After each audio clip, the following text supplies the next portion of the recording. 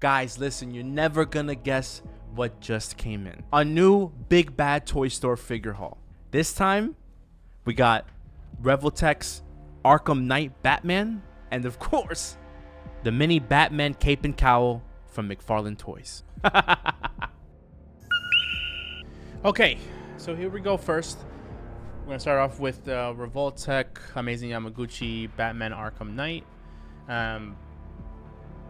A lot of times when I start these things, I like to talk about how the box looks in the presentation.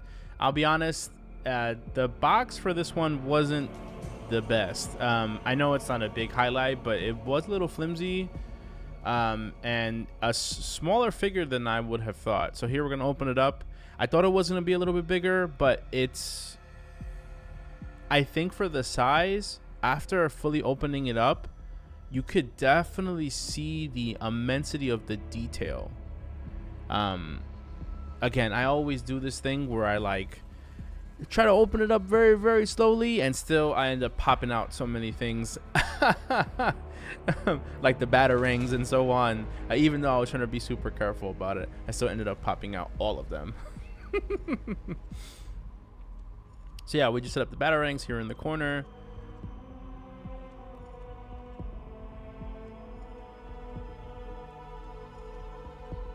That was part of the utility belt, so his communicator. And I lift my hand up because I'm just like, the first thing I noticed immensely is the level of care they took in packaging this actual figure.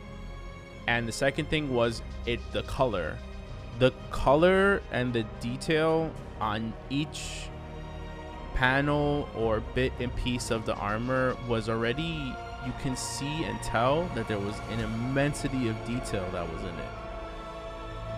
Just gonna remove all the packaging here. Came right on out. And now I'm already starting to pose it. So the lower half has 3 sets of movement. So it was like lower to upper to torso. So three stages from stomach to torso. And then I got to the cape.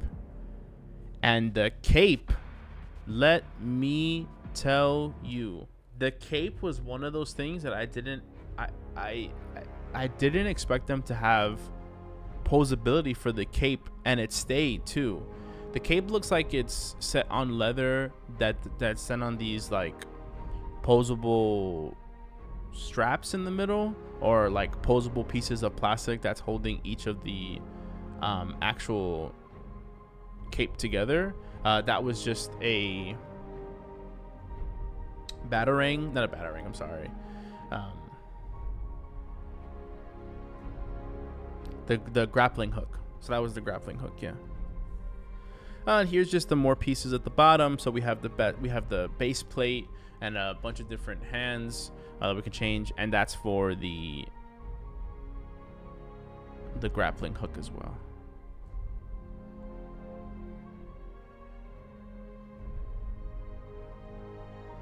So it came in 2 parts, and the nice thing for it is those do disconnect and reconnect. The actual prong piece that was there was only set to the actual circle, and the circle had a notch in it, so that way it would only go in one way, it couldn't go in another, which is nice because then that way you aren't going to mess it up or God forbid break it. The batarangs were super interesting because they were just immensely detailed. Immensely detailed. The blue was super highlighted. Those are the ones that has like a AI chip to it, so that way you can actually control them in the game. So the fact that they had that detail was immensely nice. So those were the regular batarangs, right? They were the regular black ones, and then they also had the ones that you can actually control in the air. So that was super cool and a super nice touch.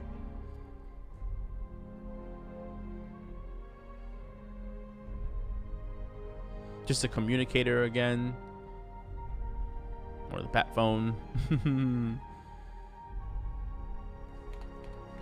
Okay, then here I start to play with the cape some more, and I'm really loving the material and its posability, which was crazy to me.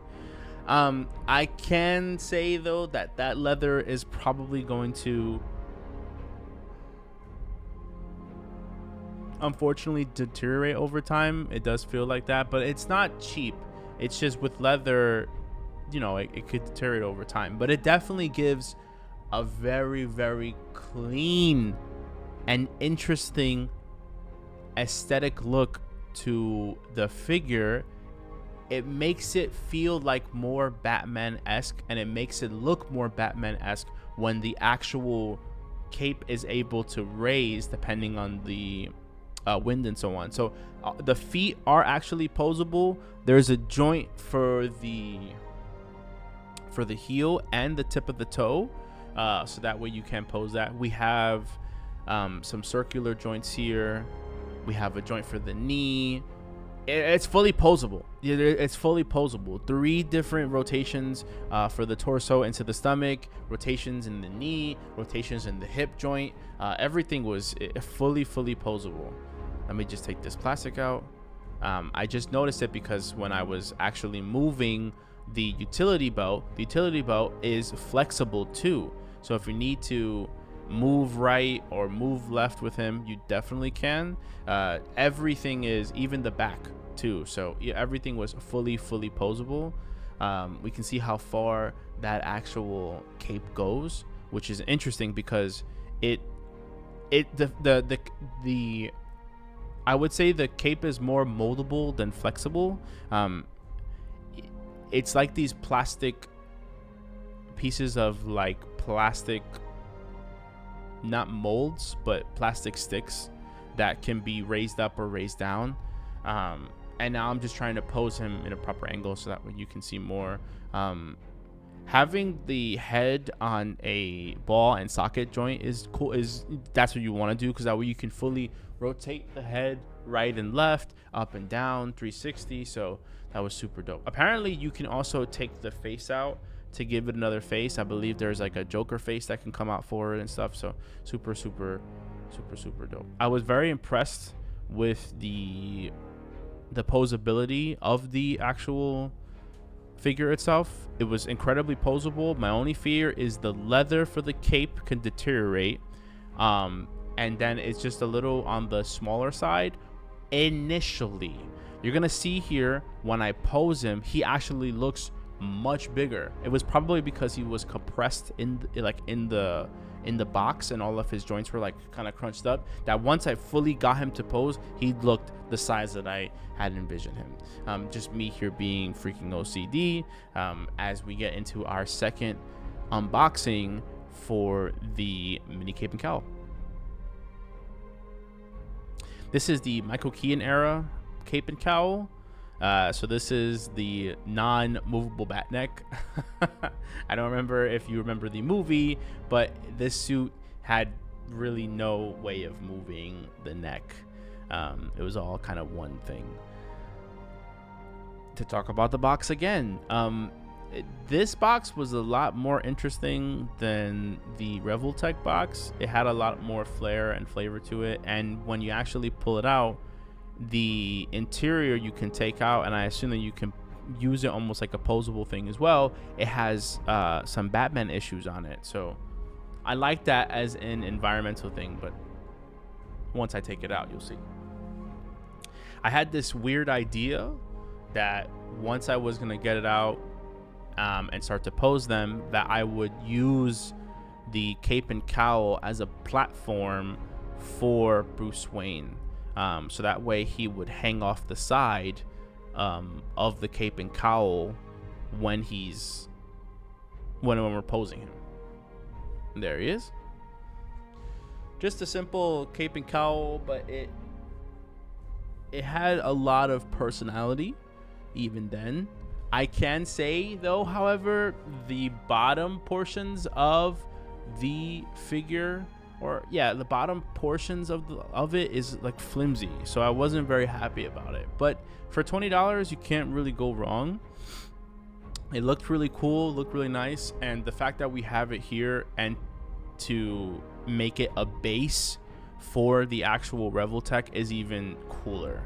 So in a second, we're gonna go into some product shots, and I'm gonna show you how I used the cape and cowl as a holder or a stand for the Revoltech Batman.